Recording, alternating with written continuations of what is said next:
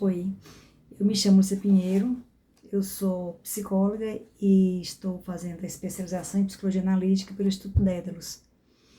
E a proposta é a leitura desse livro da Toni Wolff, Fundamentos da Psicologia Complexa, que eu já li uma vez, e aí quando eu quiser ler, senão eu vou ler agora gravando. Algumas pessoas fazendo algumas coisas, né, acabam que aproveitando também o tempo para escutar, como eu também gosto de escutar quando eu estou dirigindo. E nesse segundo vídeo, eu vou apresentar o sumário, o prefácio e já o primeiro tópico.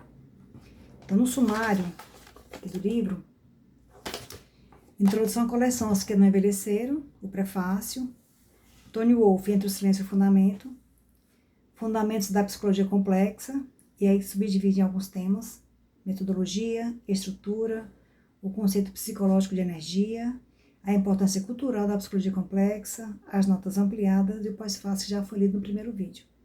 As notas ampliadas eu vou integrando a proporção que for aparecendo na nota de rodapé, que já na primeira página do livro ele explica algumas notas de rodapé que necessitam de ampliação, aparecem de modo resumido no corpo do texto e de modo completo ao final do texto, a fim de contemplar o maior número possível de leitores. E o que eu vou fazer então? A minha forma de ler é já integrando as notas ampliadas durante a leitura, porque fica um texto mais orgânico e amplia também a compreensão. Então, eu vou fazer dessa forma, tá? Vamos começar aqui com a introdução à coleção Aos que não envelheceram. Então, tem duas frases aqui, anônimas, no início desse capítulo. Há vidas que brilham com intensidade suficiente para atravessar o tempo sem pedir licença à morte. E outra frase, que também é anônima. Nem todos os frutos amadurecem à luz do sol. Alguns pertencem à colheita noturna da alma. E aí dá início agora ao texto. Aos que não envelheceram é uma coleção consagrada à memória daqueles cujas vozes ecoam como o murmúrio de uma obra inacabada. Pensadores essenciais no desenvolvimento da psicologia complexa, cujas trajetórias foram interrompidas de forma prematura. Reunimos aqui escritos de autores que, embora tenham partido cedo, deixaram contribuições profundas, muitas vezes visionárias, que seguem ressoando no campo junguiano. Suas existências encerradas não cessaram de irradiar sentido. Pelo contrário, muitas vezes o fulgor de suas contribuições nasce justamente da intensidade com que viveram, pensaram e escreveram sob a pressão de um tempo que, sabiam ou não, lhes seria curto. Suas vidas e obras revelam o drama humano em sua tensão máxima entre destino e liberdade, finitude e eternidade. Muitos foram eclipsados pelas figuras centrais de sua época, reduzidos à nota de rodapé ou silenciados por narrativas maiores. No entanto, sua obra permanece, às vezes fragmentária, mas viva, pulsante, como brasa sob as cinzas. Há neles uma juventude que não passou, uma centelha que não se apagou. E talvez por isso mesmo nos falem tão diretamente, atravessando o tempo. Nesta coleção, ganho nova escuta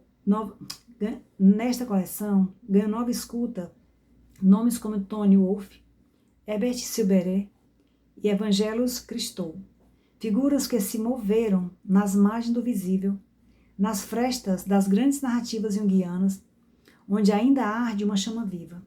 Seus escritos, em parte esquecidos, soterrados ou eclipsados, revelam caminhos que a psicologia complexa ainda está trilhando.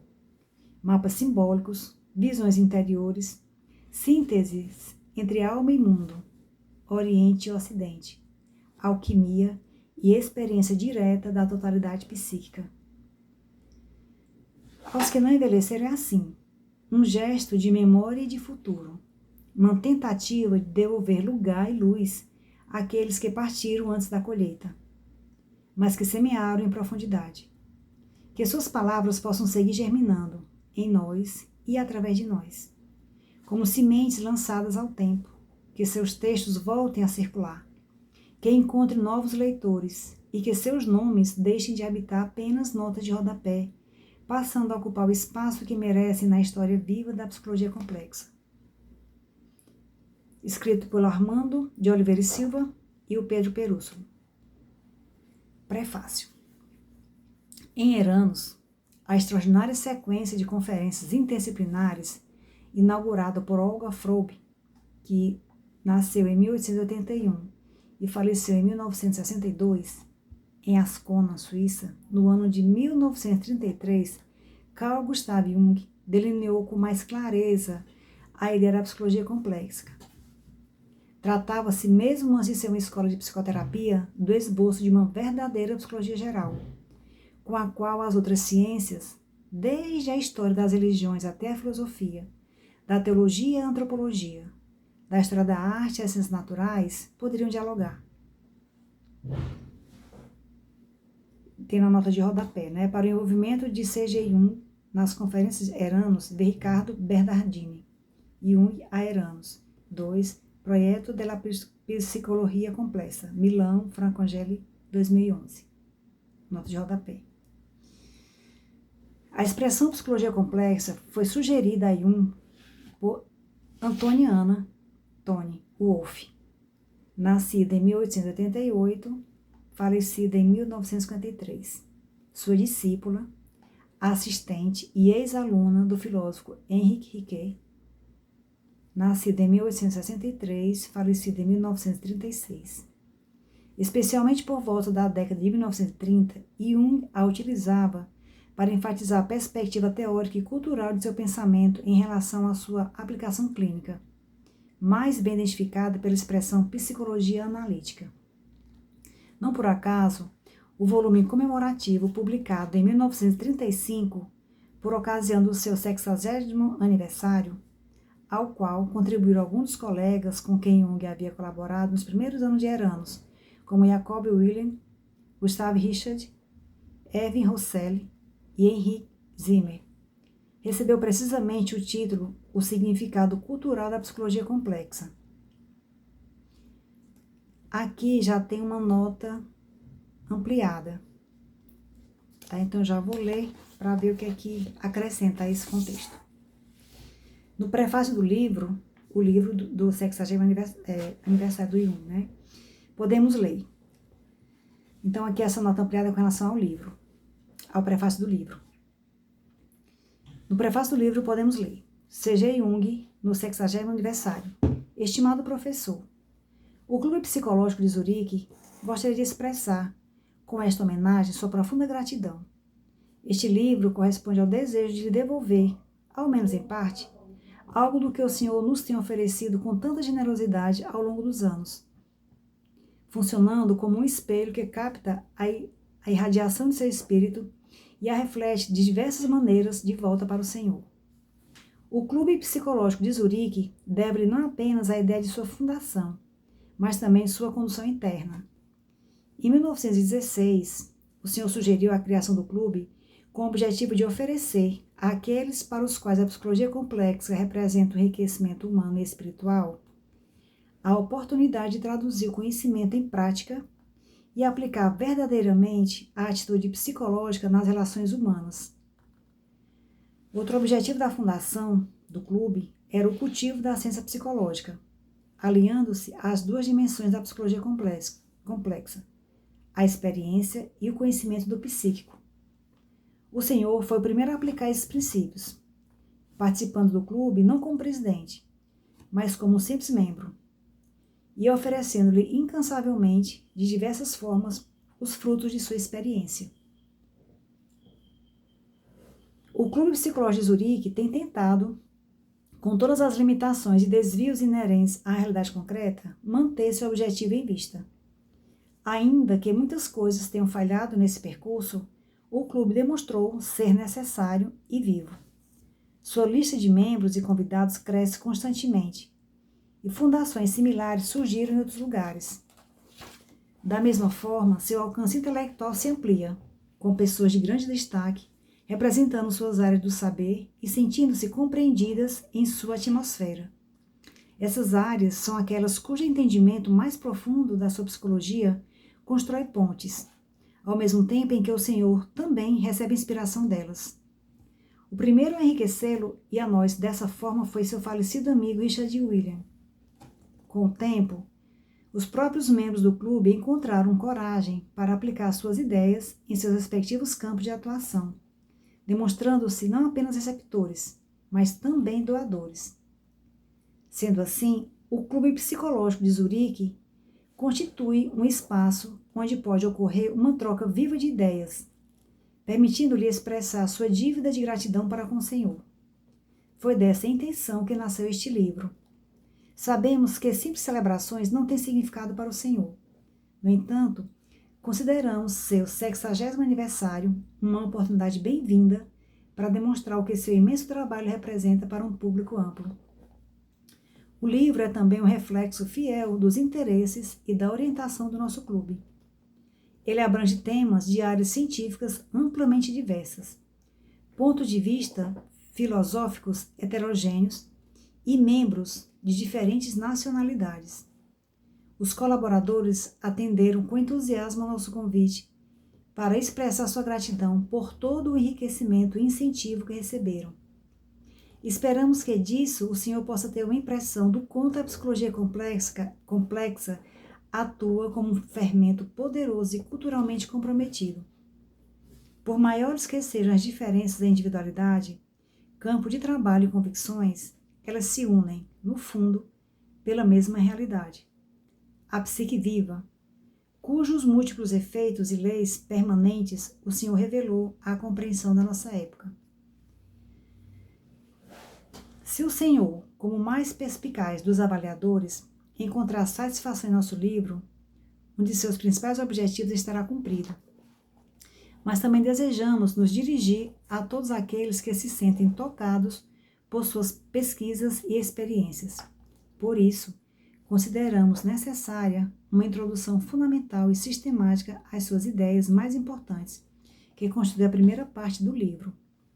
A segunda parte abrange áreas científicas gerais que estão relacionadas e interagem com a psicologia complexa. A terceira parte contém a aplicação de conhecimentos psicológicos a diversos problemas culturais e humanos. Por fim, a quarta parte tem como centro sua personalidade, ou melhor, alguns aspectos dela que podem ser formulados. Esperamos que não tenhamos ofendido sua grande modéstia em relação a si mesmo. Mas, assim como a fidelidade à própria essência é a mais importante tarefa que o Senhor propõe às pessoas, sua individualidade é a portadora viva de suas ideias e, por isso, o Senhor é o centro intelectual de nosso clube.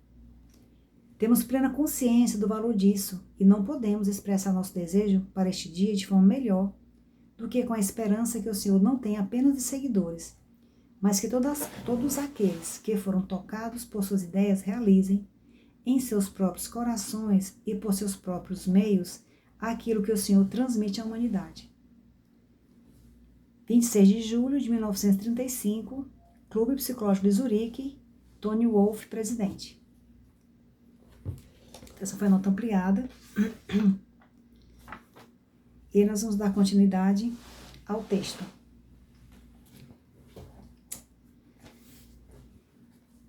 Em 1947, Jung pensou que o Instituto de Pesquisa em Formação em Zurique poderia ser chamado de Instituto de Psicologia Complexa.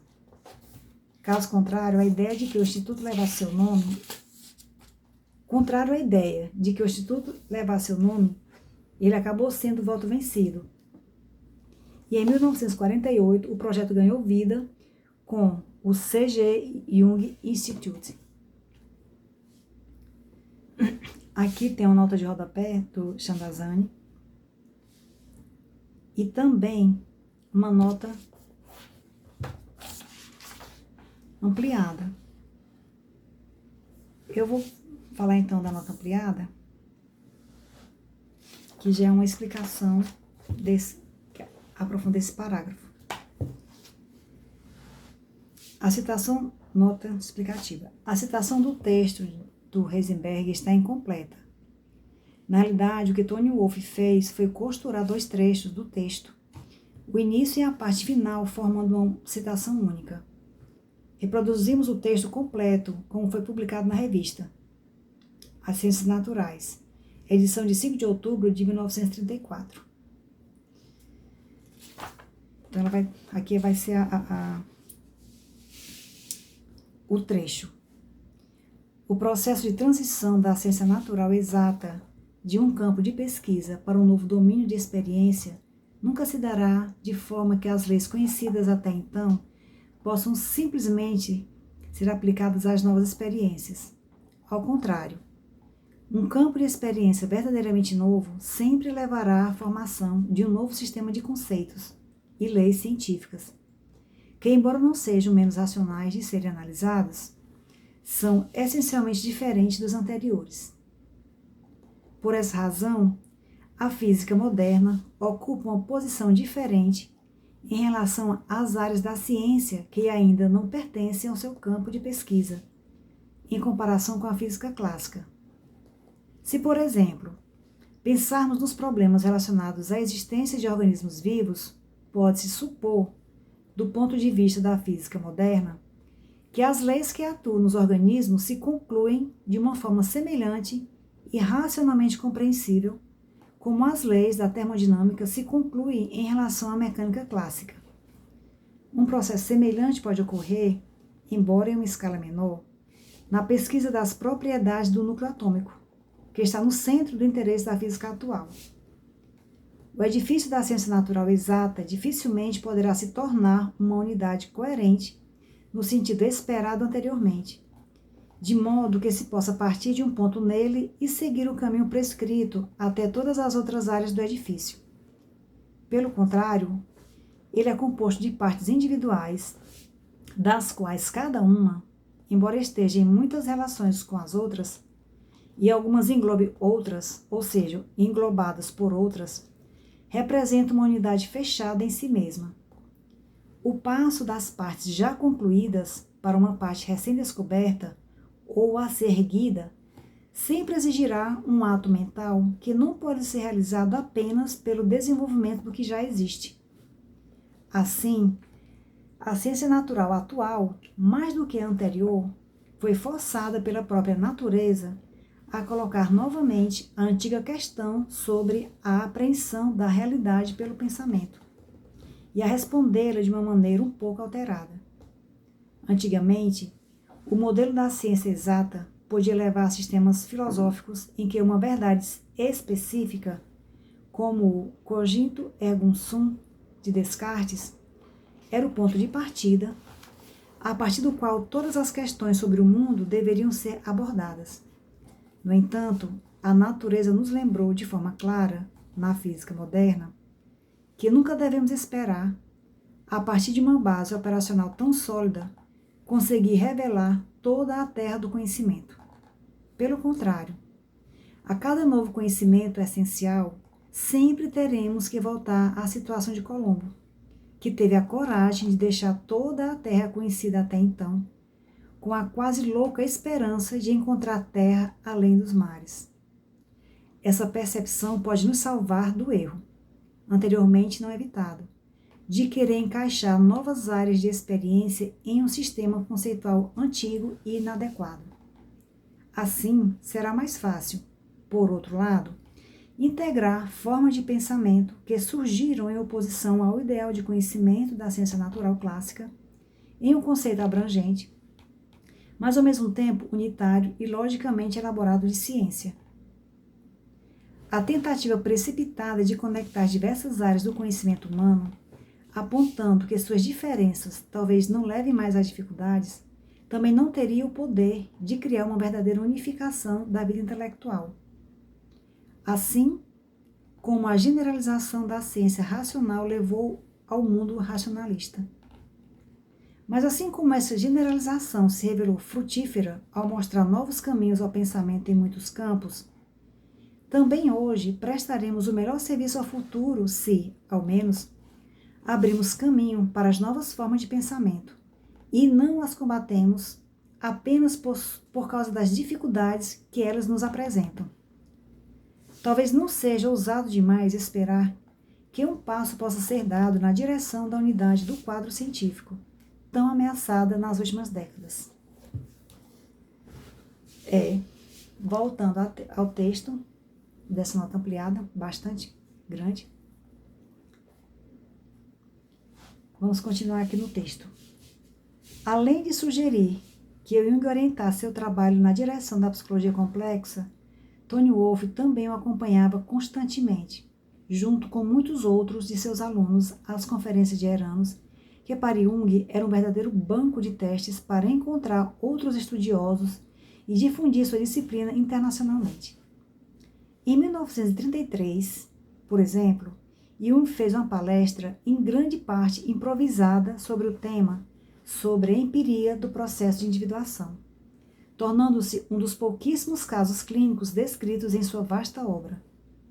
Foi graças à transcrição taquigráfica feita por Tony Wolff que sua intervenção pôde ser incluída nos Eranos, publicados no ano seguinte e finalmente em suas obras completas. A ideia de complexidade, que está na base da psicologia complexa, pareceu estar bem definida por volta de 1930, quando Jung, no prefácio de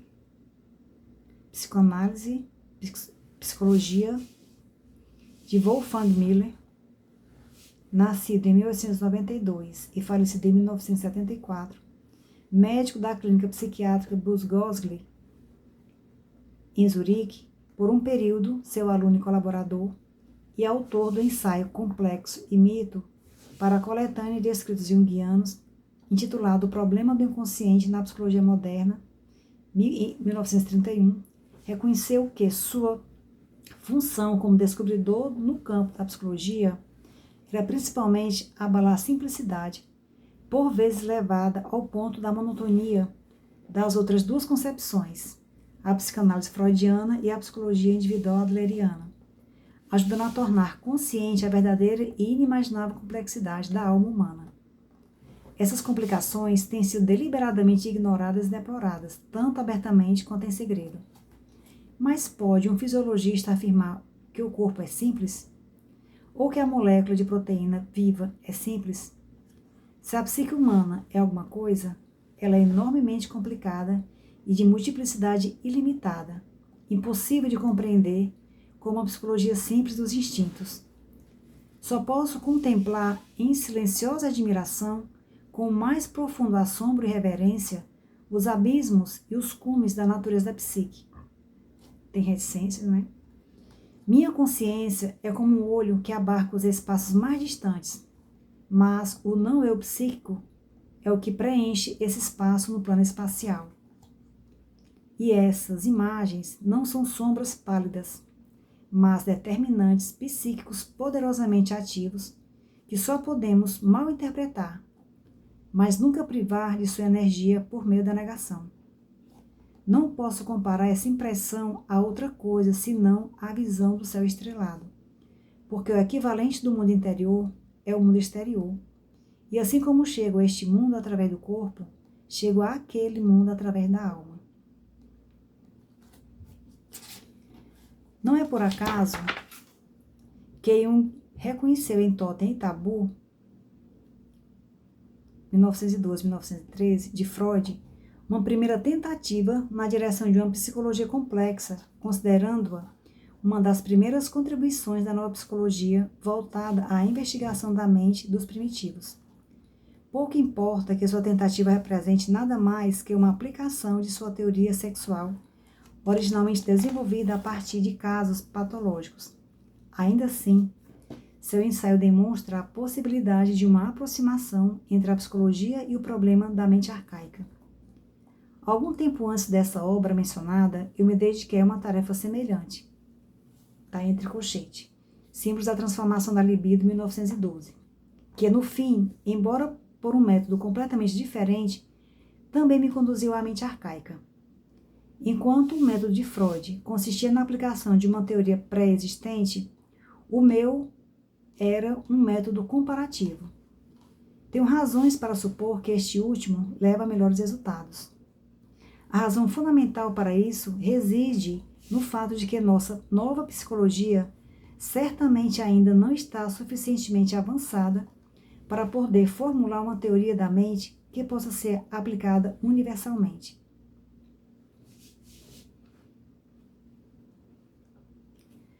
Aqui está como nota de rodapé o prefácio a Charles Aldrich, A Mente Primitiva e a Civilização Moderna, de 1931, edição italiana. Embora identificasse tanto as ambições quanto os limites dessa abordagem, Jung estava ciente de que a multiformidade da psicologia complexa, que irradia para os mais diversos campos da vida e do espírito, era uma imagem, ainda que simplificada, da variedade imensurável e da indeterminação mutável do fenômeno psíquico. Tá como nota de rodapé, o Jung, prefácio à Realidade da Alma. O fato de que, no pensamento contemporâneo, a expressão psicologia analítica sempre tenha sido privilegiada em detrimento de psicologia complexa, parece sugerir que o ensinamento atual obscurece, de certo modo, um aspecto daquilo que Jung pretendia realizar e que, ao contrário, era central no programa de Eranos. Um modelo ambicioso, sem precedentes e, em muitos aspectos, ainda atual. A contemporaneidade da psicologia complexa se justifica, sobretudo, no que concerne ao estudo comparativo do processo de individuação, ao qual será necessário retornar e a partir do qual talvez seja possível recomeçar qualquer tentativa séria futura de diálogo interdisciplinar. Ricardo Bernardini, secretário científico, Fundação Erano, Ascona. Nós vamos ficar por aqui, pelo tamanho do vídeo. E no vídeo seguinte, nós vamos falar sobre Antônio Wolff, Entre o Silêncio e o Fundamento. A gente se vê.